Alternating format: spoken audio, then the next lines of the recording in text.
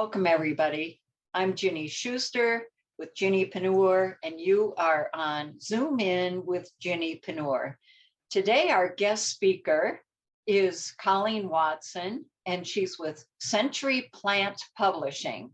I'm so thrilled to have her on. She's going to talk to us about blogging and the importance of writing, how she helps small businesses is improving your about me information.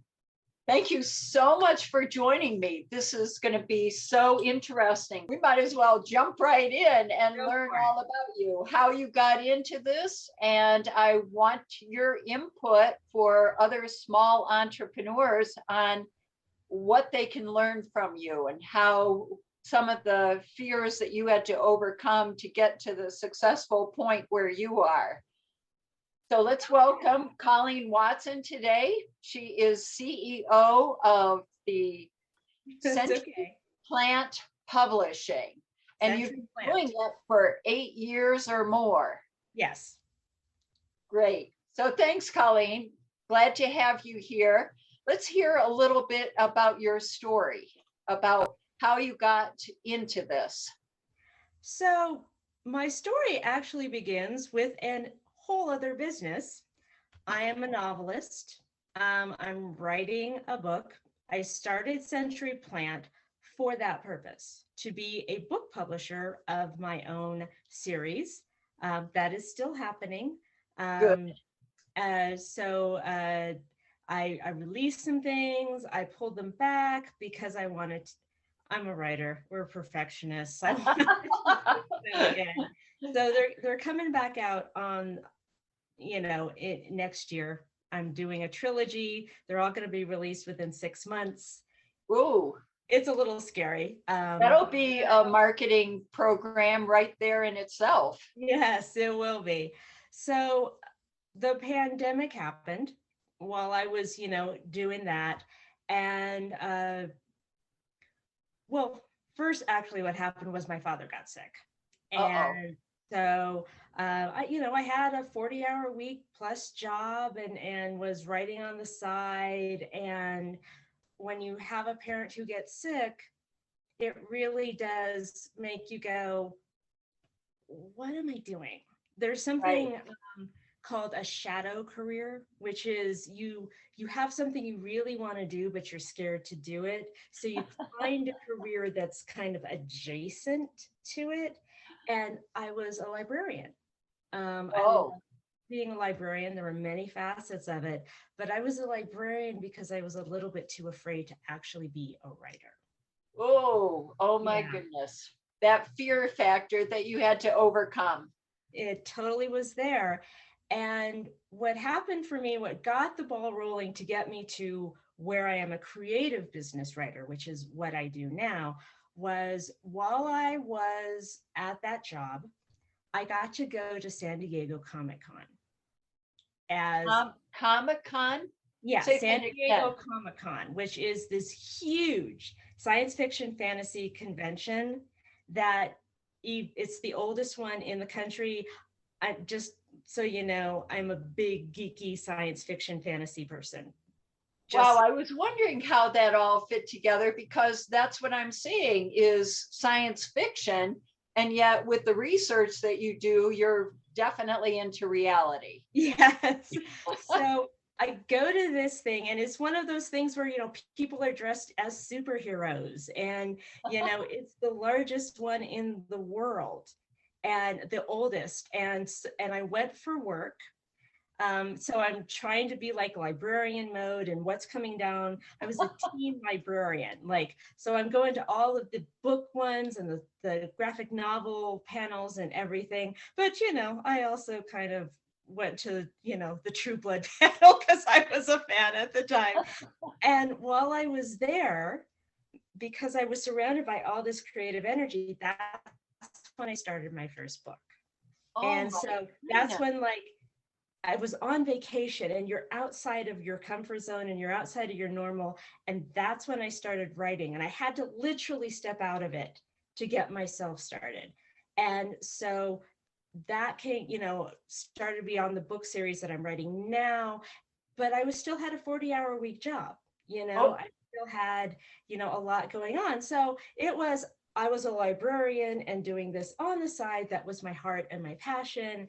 And I noticed I was a much happier person day to day when I wrote than when I didn't. ooh, interesting. And then dad got sick, and I needed to leave that job to help my mom care for him. I am the one, I think, like many single people, you're the person who, when the Yep. parents have problems, you are the person that comes in and has to do that. And suddenly it was like, what am I doing? Like, I suddenly had all this time on my hands. So I went like deep dive into writing the book. Um, but that's emotional. You have a sick parent, and mostly that writing was keeping me sane during that time. Uh-huh. And Yeah. then we get, yeah, to the pandemic. And the pandemic is when like the rubber hit the road for me. And it was just like, you know what? Nothing is guaranteed. Time is fleeting. You want to be a writer, figure out a way to do that. And so I sat down, and I'll be honest, like for the first couple months of pivoting my business, I was throwing darts at the wall, because there are a couple things you can do. Like maybe I would be an article writer and I would start pitching to magazines and newspapers for stories. And that really wasn't my passion. And maybe I could be a white paper writer, which, for those of you who don't know what white papers are, they are kind of a very extended sales brochure, a couple pages Uh, long, that actually read more like a research paper. It's a very soft sell idea, but you're selling, a real problem, and it's a B2B sort of thing. But once again, I was like, I can research anything. I'm a former librarian. Um, and it was just like, still wasn't really my passion. And I belong to a networking group. So for you women over 40 who are entrepreneurs or corporate people, Second Act Women, local group here in Colorado, they are awesome. And I belong to that group. And Lupe, who is one of the founders, challenged me. oh, This is probably uh, December 2020. She said, Colleen, I'm challenging you. We do keynote speeches once a month. I'm challenging you to do one. And so I now was like, what's, Colleen, what's the name of this group again? I'm not sure I understood that. Second Act Women. Oh, Second Act Women. Yeah. So she challenged me, and I'm like, okay, what can I talk about? I want to talk about writing. I want to talk about this business. And like, I want to do something that's helpful. And I thought Right. to myself, what was my point of pain? Like, I was, setting up I started a business with zero budget. Like, I had all kinds of time on my hands. I'm not working, I'm in pandemic mode, but I had zero money. And so, and had to do everything myself. So what was my point of pain? What was one of those things that I was just like, oh my God, this is so hard. How am Yeah. I doing this? And I hit on that about me page on my LinkedIn Oh, profile. And like, I am somebody who likes to write, and I just about pulled my hair out doing it, right? And I went in, see, what I did was I went into library mode.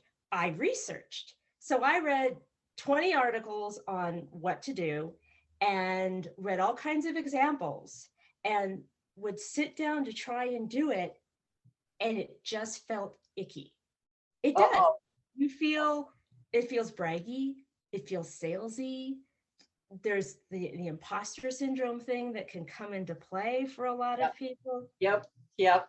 And my novelist brain perked up and said, Colleen, this is just like the blurb of a book. And if you think about it, they serve the exact same purpose. It's a couple hundred words. It gives you the flavor of what you're getting, and you get the tone of things. So with a book, you're like, is it serious? Is it funny? What genre is it in? Is it literary fiction? All of that you can find in a blurb. And an about me page is fundamentally the same thing. It's here's a couple hundred words, the spine of how I got to what I do, and the word choice that I make. You kind of get a choice, a feel of the type of person I am, right? There you go. And so I was like, ding, ding, ding, ding, ding. And that's how I was able to write my About Me page. And so I thought, I'll do a presentation on that. And the process that I use is, there's a saying, good writers borrow, great writers steal. I stole it. I 100% stole it from Pixar. Because if you're going to steal with somebody who knows what the heck they're doing, right? I love that. That's great. Yeah. I call my middle name Cheat. So that's similar to it. Yeah. I'm a cheater. Yeah. So Pixar does what they call the 5-sentence story structure. So there are these 5 sentences, they're open-ended questions, right, that you have to answer. And when you answer each of these questions, you are in fact building the arc of a full story. Now, it is the spine of the story. They then proceed to figure out character development and the 3-act structure and supporting characters, and then they write a script, and then they start animating. But the 5-sentence structure is how, and it's this very simple, non-threatening, sounds very fairy tale like sort of thing to get people writing their story, because I have a firm belief, other people have your skills, nobody has your story. Oh, what a good point. And when we're talking unique selling proposition that we're all like have to come up with, your story is part of that. And highlight it. Nobody, a lot of people can do what do copywriting. There's a ton of people who do copywriting. Nobody has my story about how I got into this business. Ooh, right? Yeah. And so that's what you need to feature. So that's what I did. I did this keynote on this, and I'm in the middle of all this. And you have to remember, as a librarian, I had to do a lot of public speaking. I had to do, from, infants who I was reading storybook time books to teenagers who I was engaging with on, for teen advisory groups and everything, to the general public, because we did a lot of outreach. And so I talked to there are very few people in Commerce City who didn't go to a picnic that didn't know who I was. I was out there. So it was like exercising this muscle again of oh, I actually like talking to people. I actually like teaching. I actually like doing this. And I was in the middle of it, and it felt like the clouds parted. It was like, this is it. Wow. This is what you're supposed to be doing. Right. And it all fit together for you. It did. And then, because I am a creative person and I get talking to people, that evolved naturally into helping people figure out blogging. Because a lot of people start blogs and then realize the work of blogs and don't quite know what to do with a blog. It's a valuable marketing tool, but you have to have a plan. So a lot of what I do with my creative stuff is, okay, you want a blog? Before we write a word, why do you want a blog? Who's your audience for the blog? Got it. I always say write forward. So I want you to write towards where you want to be in 5 years. Right? If you have some goal in mind, or you want to be known as the whatever that sees blank, you have to start writing towards that now. And we have to figure that out, because when you do all that work in the beginning and you niche down, all of a sudden content planning isn't hard, because you're like, oh, but I'm only writing about these few things. I don't have to worry about the new shiny object that I think that happens a lot with. Oh, I'm sure it does. Yeah. So, you've got my mind going on, there are some people out there who work as a coach to help someone think of the bigger picture of the 6 month, 1 year, 2.5 year, 5 year. And exactly what you're saying, that's basically what you're talking about. So let's back up a second, because I can associate with that. And I know how confused I was and not knowing 5 years down the road. How do you get people? Is it through the 5 questions that you get them thinking the 5 years down the road? So it is how I start most everything, is the 5 questions and their story. Okay. And you know, it's an interesting thing because we have so many people who are suddenly starting businesses, right? I love it. I love Yeah. it. That's what I'm all about. I want And more small businesses in this country. yes. And a lot of times they have a lot of skills. What they don't have is the ability to put words around those skills. And so a lot of times what I do is I dig down into, okay, why? The why question is really important. Okay, so I want to do project management with this industry. Okay, that's great. We love that. Why? Why do you feel that industry? Well, because I have a lot of experience in that industry. Great. Why do you think that's the industry I like people to dig down, because I think a lot of times people are just like, I'm going to start a business, and it's really great and you have a lot Yeah, of skills, but you're right. it's so easy you're in the knit and you're in the grit. I call it getting lost in the slosh, where you're roaming around and you're having to do the practical things. I have to open a business account. I have to figure out my corporate structure, get an LLC. I have to fill out all this paperwork. I have to do a doing business as. I have to get a website. It's really hard to then ask somebody to then step back and do the 30,000-foot view of, why are you in this business? Who do you actually want to serve? And how can we communicate that to them?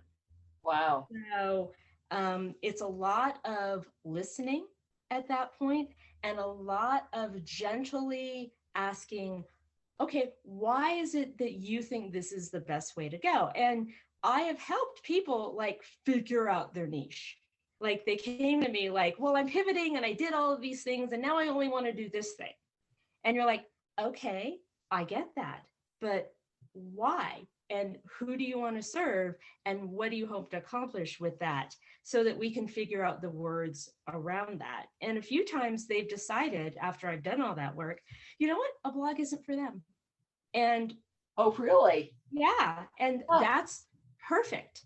You should, if you, I always tell people with a blog, 1 year is good, 3 is better. Okay. You have to really be willing to put in the time, because the stats show that you're not going to see a lot of traction until you have between 21 and 54 blogs done. Now, is that partly because of popularity, such as Google, on how you show up in, I guess they call it SEOs. I'm sure a lot of people know what SEOs are, but is that part of it?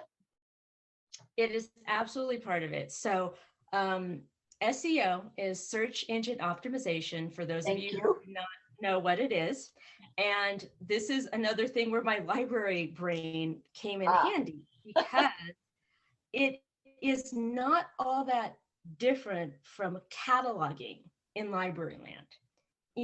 If you think about it, a library catalog, whether it's digital or, for those of us who are old enough to remember the hard catalog, Right. and yeah, for those of you who are not old enough to remember, Google image it. It's really, kind of cool. But libraries had to figure out, and it's one of their key things, is how do you organize things so people can find it? Okay. That's what the Dewey Decimal System is. That's what the Library of Congress system is. Yeah. That's what every organization system is about, is information isn't any good unless you can find it with ease. Oh, yes. Isn't that the truth? And so what Google did is it took kind of the basic principles that libraries have used for a century now Uh-huh. and mashed it with what bookstores do. So bookstores also have a classification system. So when you go in, that's why all the gardening books are together. You know what I mean? And that's why, they have, those are not haphazard. Those are planned. That has a whole system. And what Google did is like, okay, this is what we're going to do. We're going to use what they call keywords so that we can tell people, so we'll know what that page is about, so that when people search for it, it will come up in the search category, right? That's what keywords are. That's what SEO is. And one of the reasons people have blogs is that every page on a website is like a path to that website, right? So if you have Okay. like your pricing page, and you have a home page, and you have a product description page, if you have a Right. testimonials page, right? Mhm. Each one of those is a path to get to your page, right? Right. If you are somebody who doesn't need to change your page a lot, that's why they encourage business blogging, because like, oh, you're keeping it shows Google they're active, they're still doing things, right? But it's also, if you have 21 blog posts, that's 21 paths to get to your page. If you have 100 blog posts, that's 100 paths to get to your page. Oh, Because okay. what Google does is it takes all of those individual posts and puts it in what they call an index.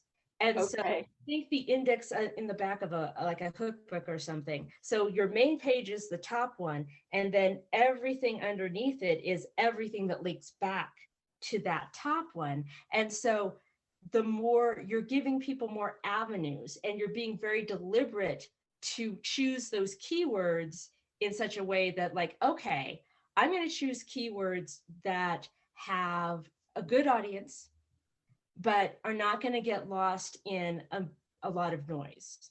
So digital marketing is like a huge audience, right? If you put Right. out an article and your keyword is digital marketing, but if you do a keyword that's like digital marketing for commercial realtors, that's a much more specific Oh, right. And people. that's so hard for people, and myself included, to narrow down. And I Mm-hmm. can see how the librarian background that you've had benefits you and Yes. gets your brain thinking, okay, how is that indexed? How do I Mhm. find it?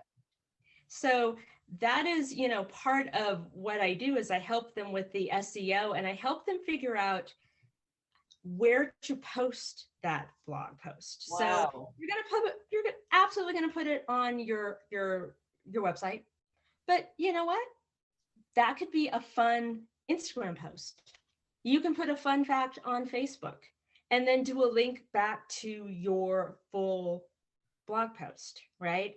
That's a Right. lot of how people find you. Is you have a strategy where like, yes, I'm going to use SEO and the keyword thing, so people go to Google and they're going to do a search and they're going to find me. And then I'm Wow. also going to be smart about, okay, are there Facebook groups that are part of what I'm going for?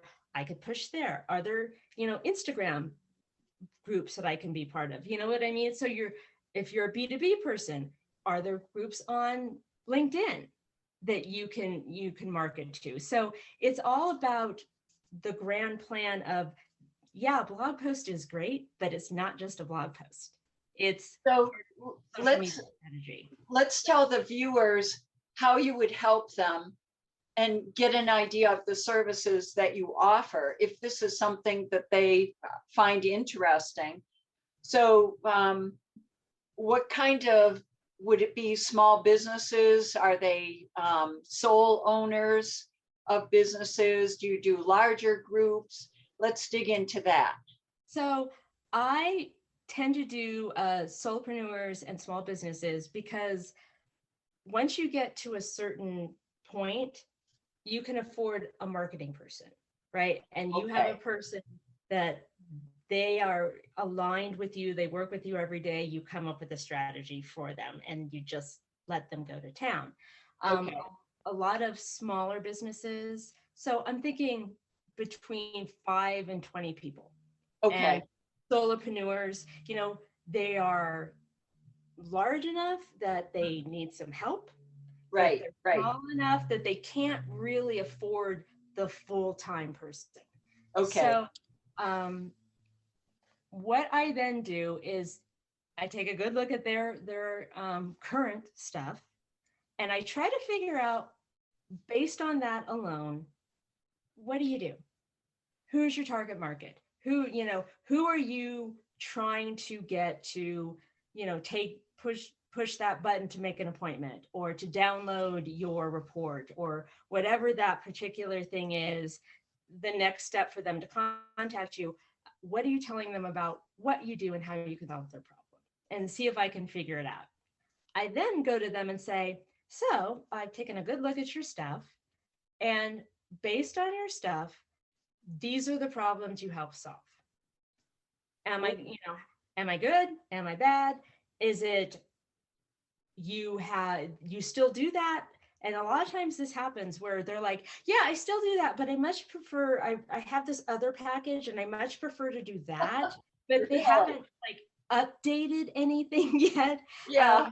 Or, they're like, yeah, I do that, but I kind of, within that, I really focus in on this one thing. So we start with what they have, what it says. Is it what they want it to say? And sometimes that's an easy thing. Like, you know what, I wrote that and that's what we were doing 2 years ago, and I'm now doing this. And so we have to figure that out. And sometimes it's a much more difficult conversation because they haven't thought through themselves, like, okay, what am I doing right now? Right. Who are my clients? Once we hone that out, and that can be an easy conversation, that can be a much longer conversation. Right. Yes. We then hone in on, who are you currently seeing? Who are your current customers?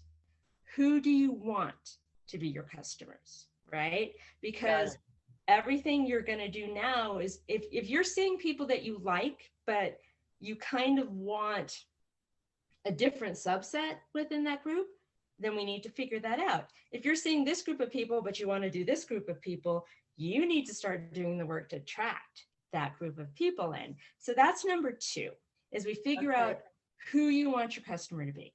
Yeah. Then once we get that figured out, and we have their kind of niche figured out, because a lot of what happens when they hone in on like, this is what I really want to do, is you figure out like, oh, you do this. Then I go to work on SEO. And so SEO keyword research is not difficult. It's the 2 T's. It's time consuming and tedious, which is why most people don't want to do it. I love it. I'm going to just be honest. And I'm sure you're really fast at it also, because being a librarian, I can automatically see, how things are going to be filed. So that's a huge benefit for someone who's got to go through different websites of recommendations and then start saying, well, yes, no, go down the list to decide. So that's a huge benefit. Then I present that list and I'm like, okay, because a lot of times there are like subcategories and subcategories and sub that like, they're like, yeah, I want to dig in more into that. Yes, I want to dig more into that. No. So that has already done part of the work of, okay, we have eliminated certain topics that we are going to talk about. The next thing I have them do is we both do a little bit of homework. So I go in and I'm like, okay, are there like fun national holidays that we can build posts around? So like, if you're a realtor or you're a mortgage broker, there's National Homeowners Month. You know what I mean? You'd be crazy not to take advantage of that.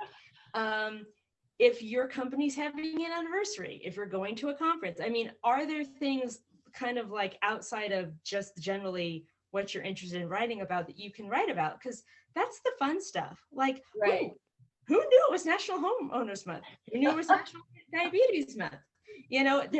and this is once again a library thing, is that like when I had to figure out programming, like there are some months that are really easy. It's always easy to do February. It's always easy to do November. It's Yes. always easy to do July. It's Right, not so right. easy to do January. It's not so easy to do April. It's just not. So you have to come up with other options. And so Chase's Book of Holidays, which is this big book of like the fun national holidays that we have, is Oh, a wow. huge benefit. And that way you're letting a little bit of fun in. And you know what I mean? And so you don't have to like, and also like, let's not reinvent the wheel. If you have a month, Right. you can just Yes. write a topic about, go for it. And they have a little bit of homework where they have to find a couple of blogs that they like. It doesn't have to be in their niche. It can be about anything they're interested in. You know, if you are into K-pop and there's a great blog about K-pop that you want me to read because you like the way that they write, Yeah. totally fine. Because what I'm trying to do is I'm trying to like see the writing style they respond to. That's going to tell me their voice. Okay. Right? And they've got some skin in the game. Mm-hmm. Then the next thing then we hone in on content calendar. That means we start asking the knit and the grit. How many posts do you want to do in a month? Do you want to do a couple of smaller posts and do 2 or 3? Do you want to do like a 2,000 word post and do 1 a month where you have a lot of quality? What is your preference? And then once we get that worked out, we figure out topics, we get them a calendar. From that point, some of my people actually really want to write. They're interested in doing it. They want me to do the SEO and help them figure out their content calendar and help them have done the niche work down. Right? Okay. That's their, and so they will write it. I will figure out. And so I figure out the keywords. I figure out the title. I figure out the little snippet that you get. And I just send it to them and they put it on their website. Right? Okay. Nice. Some people, of course, are just like, you do it. I don't want to touch it. You do it. And I can associate with that. Yeah.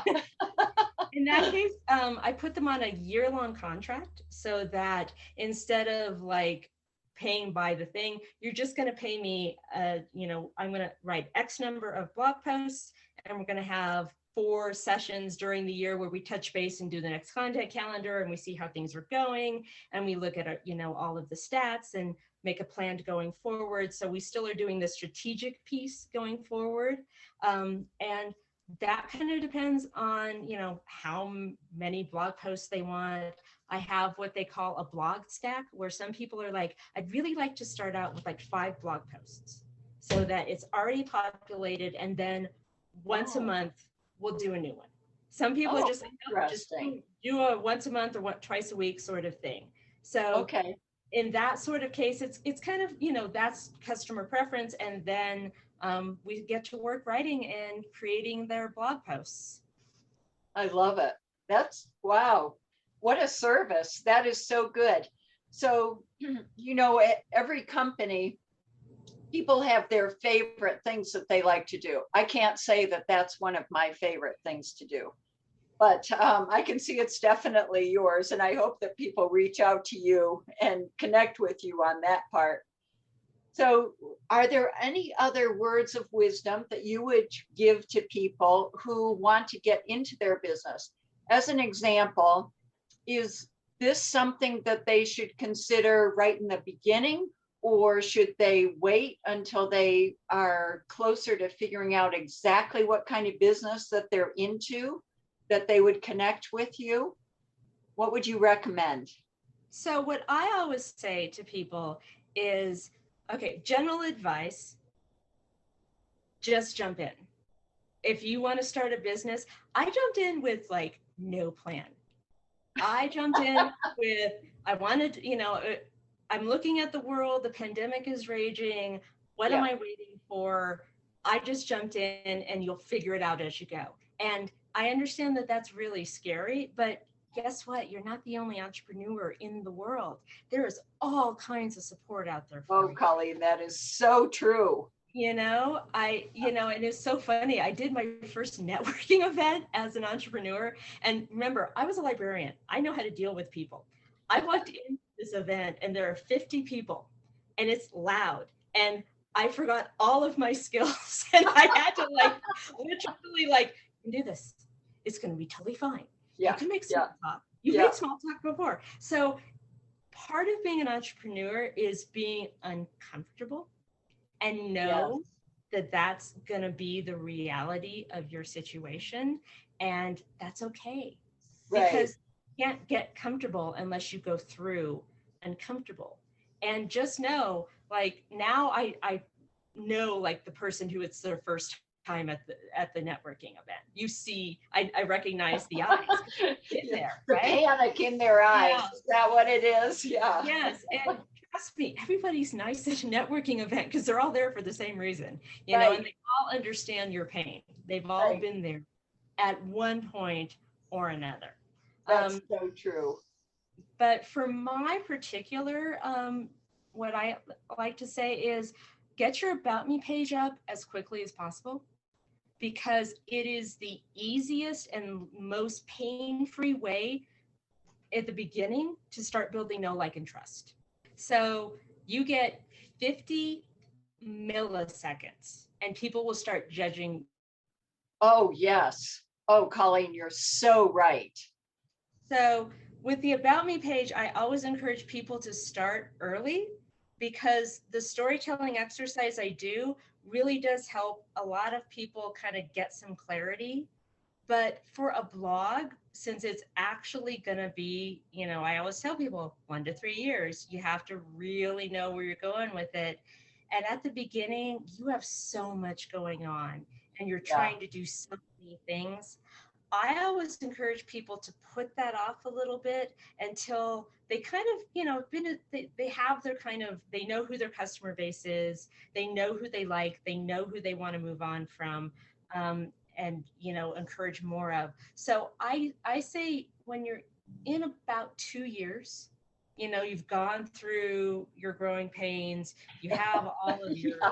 procedures hopefully figured out, Right. come and talk to me. And we will do some serious work for you. Now, that being said, there are some people I want a blog right now. And if you do, I'm more than happy to work with you. Right. Right. Come to me. Yeah. Because, one of my dreams for the future is this is my vision putting out in the world because I believe you do need to do that to manifest is something called blog pods. And I'm going to trademark that name. And my vision is that you have 5 to 7 small business owners. They come together once a quarter, and we will have that half a day where you work on your business and not in your business. And ostensibly, it's so you can get your content calendar, but it's also time where you have a facilitator who helps you, okay, let's step back. What was your revenue like? Who did you see? Who, how many new clients did you get? What was the ROI on your marketing? You know what I mean? And to actually have, and then we'll figure out what your content calendar should look like for the next quarter. And I deliberately want that to be people who are not in the same profession so that There you go. Yep. you get ideas. And we always assume that people know things they maybe don't know, or they, questions that you think are simple. Other people are like, I don't know what like, Yeah. I do a leads lunch with, a realtor and a mortgage broker, and they talk about things. And I'm always like, what does that acronym mean? Like, it's their world. They just assume it. And I don't know what? Sort of like SEO for me. I know it's out there, but I needed you to say what it actually is. Yeah. SEO. So, I sound smart because I can throw that out there. yeah. So the idea is that blogging is like the medium that it happens through, but it actually is a time for small business owners to take the time to get that 30,000 foot view every quarter for half a day or a day and just work on your business and not in your business. Yeah, that's, Colleen, it's very hard to step back and actually look at that. And Mhm. when you have someone make you put it on the calendar, Mhm. then you're really glad that you did it. But when you're going to that meeting, you're going, I don't have time for this. Yeah, And, no. and yet it's so important that people realize they've got to do it. That's part of Small Business Works. Yeah, so that is, and that is my joy. That's, for the About Me page, I really love people telling their story and like getting excited about their story and being Right. like, because a lot of people say to me, but, I live this boring life, I'm married, and I'm just like, you know what? So do most of your clients. You want the life that looks like theirs and a story that resonates with them. And I always tell people, like, we always have the entrepreneur in our head Right. that we admire. You know what I mean? Yes. Who lives this big life. And Right. and that's our comparison. You're like, yeah, but most people don't want to work with that guy. Most people want to work with somebody who has a life that you can get together and like, oh my God, my kid was up, sick last night. Oh, we had that last week. You know what I mean? We want that person. And so putting that out as quickly as possible for your business is everything. And I love helping people embrace and be proud of their story and tell that.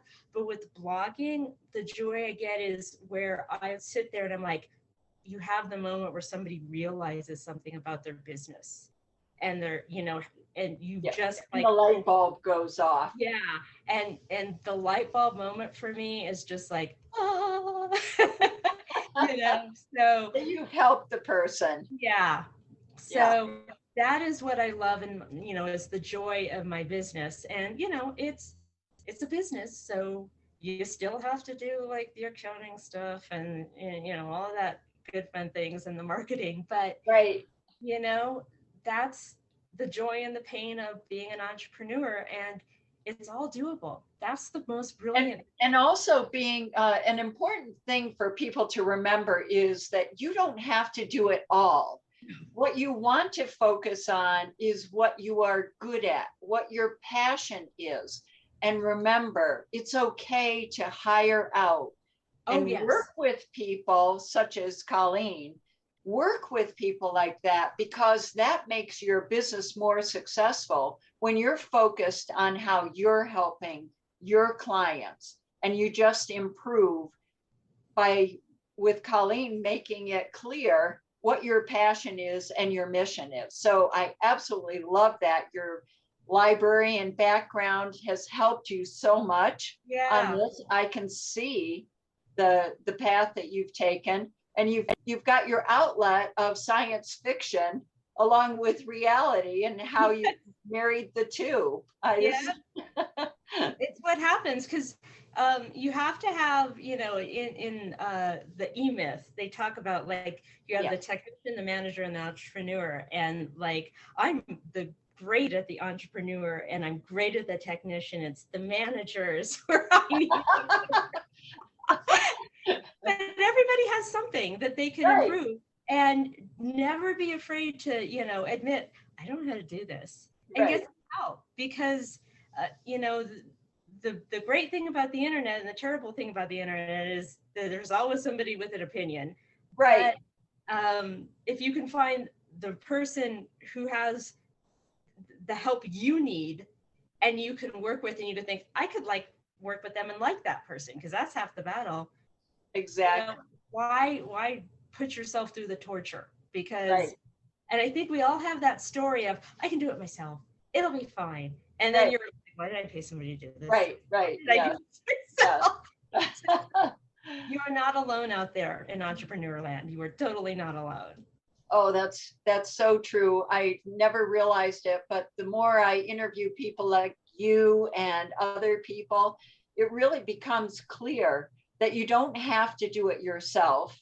And it's sometimes just a matter of reaching out and calling someone or emailing and getting together with them.